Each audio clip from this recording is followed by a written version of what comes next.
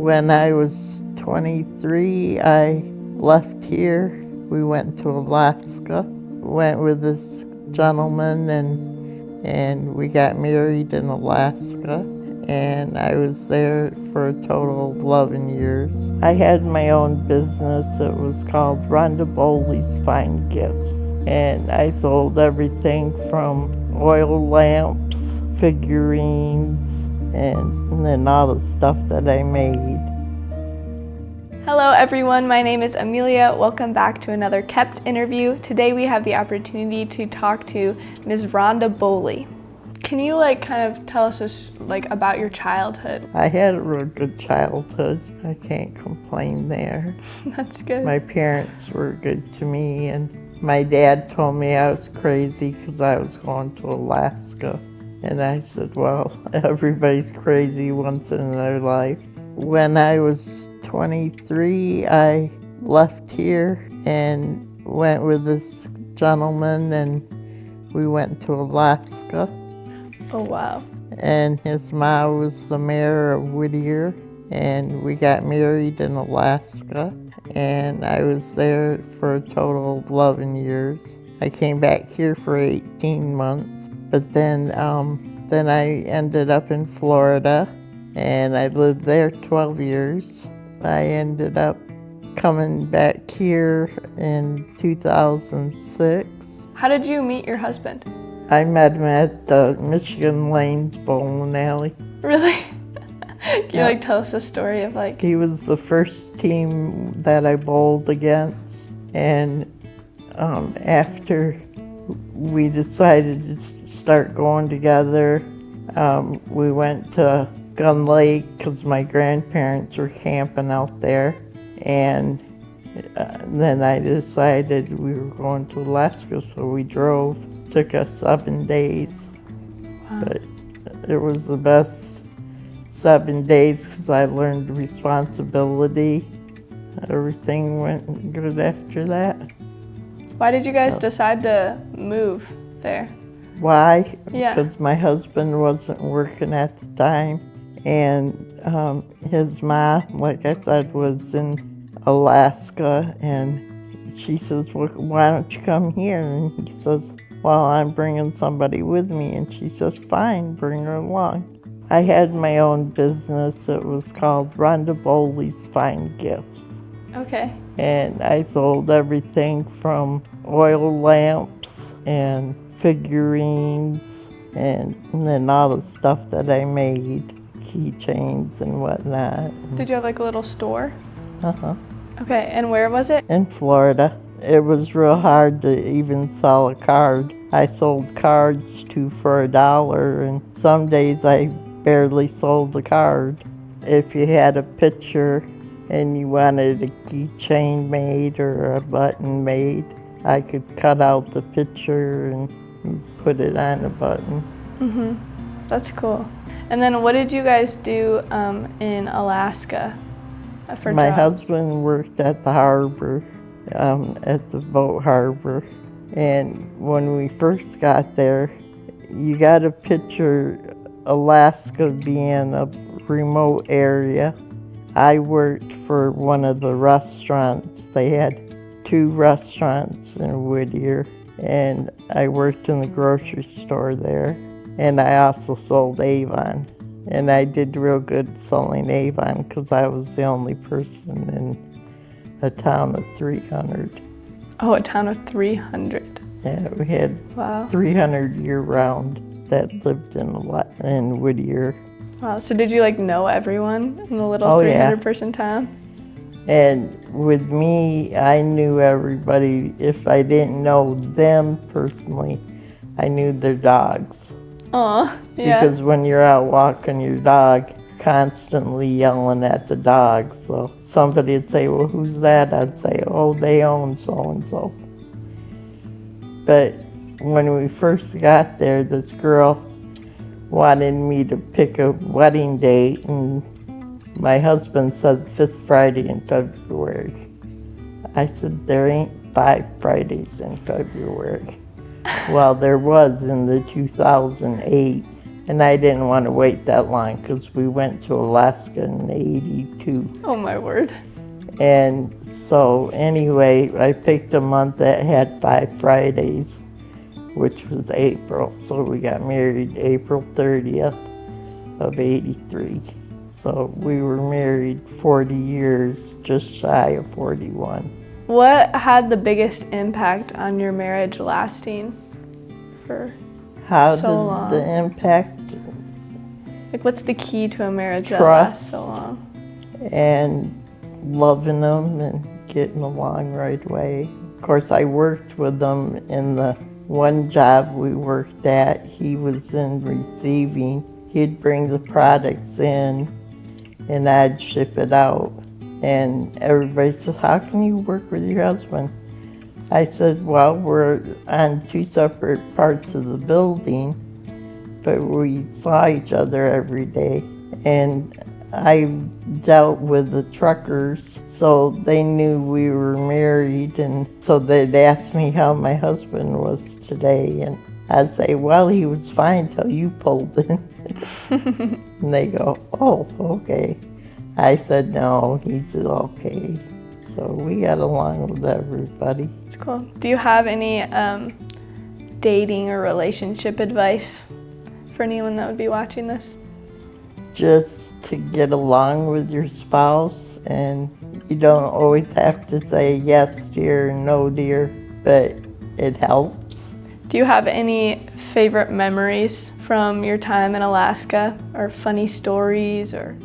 I loved living in Whittier where I was. We had, in the harbor, we had a sea otter, and we named him Oscar because we always fed him Oscar hot dogs. Oscar had a baby one time, and we said, well, we got to change its name, so we called her Oscarette. So, and then in the harbor itself, we had humpback whales, orca whales, and lots of mountain goats. And on the way to Anchorage, we had beluga whales. So it was always different. Every time you went in, it was something different. So I enjoyed that the most, was going to Alaska and seeing places that I hadn't been before. Was there anything throughout your life, or maybe in your move or something, that was something that was really difficult, something that you really struggled with, but that you were able to overcome?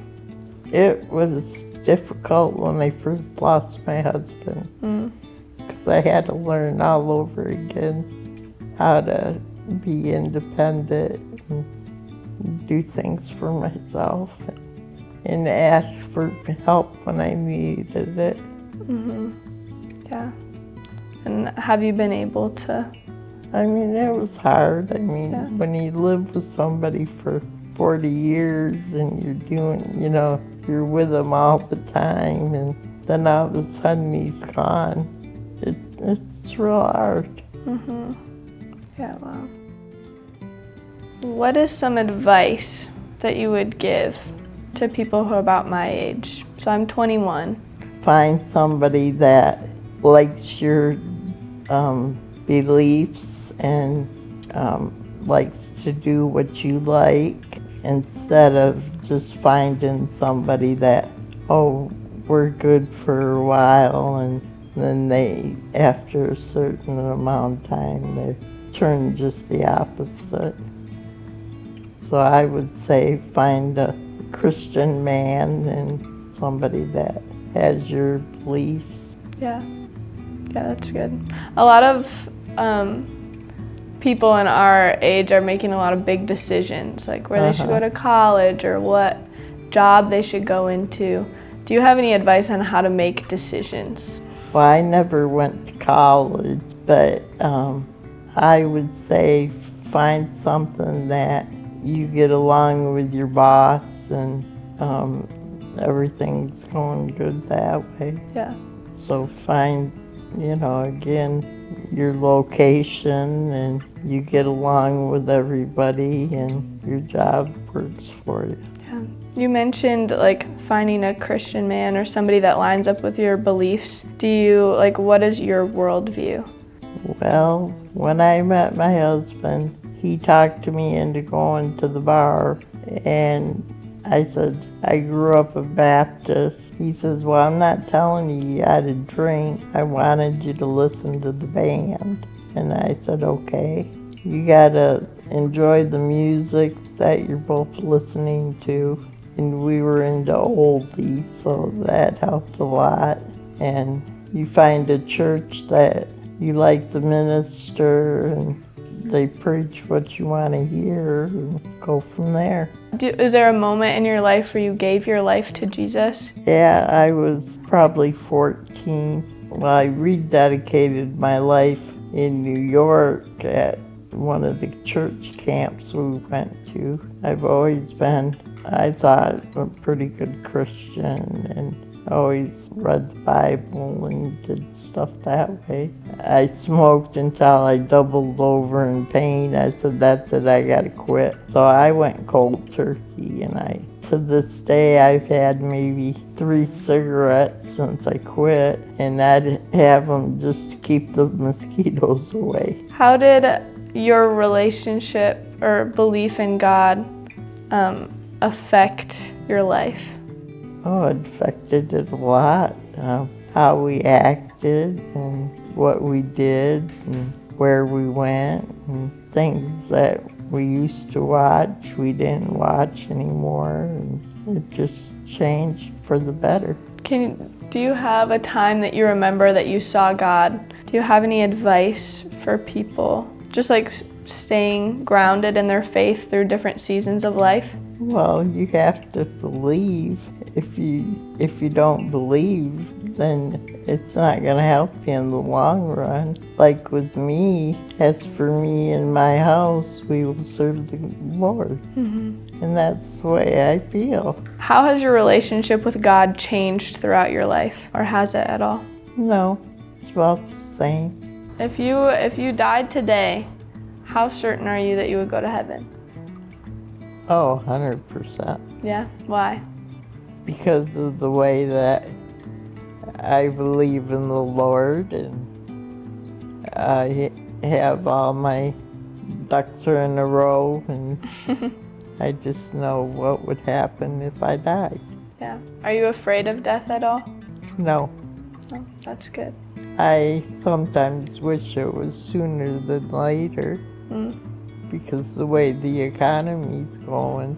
But no, every day I just thank the Lord that I wake up and everything's going good. I hope to be in that spot. Yeah. I mean, I can say, I don't have the pain that some people have. So yeah, if I died tomorrow, I know where I'd go. I'd go to see my husband and be with all the people that are already there.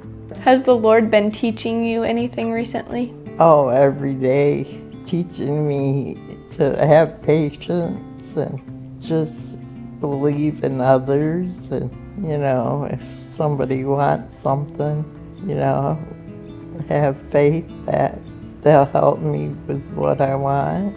Thank you so much for your time. You're It was welcome. a pleasure talking to you. Yep, I liked making the rounds. I started in Granville, and I ended up in Granville.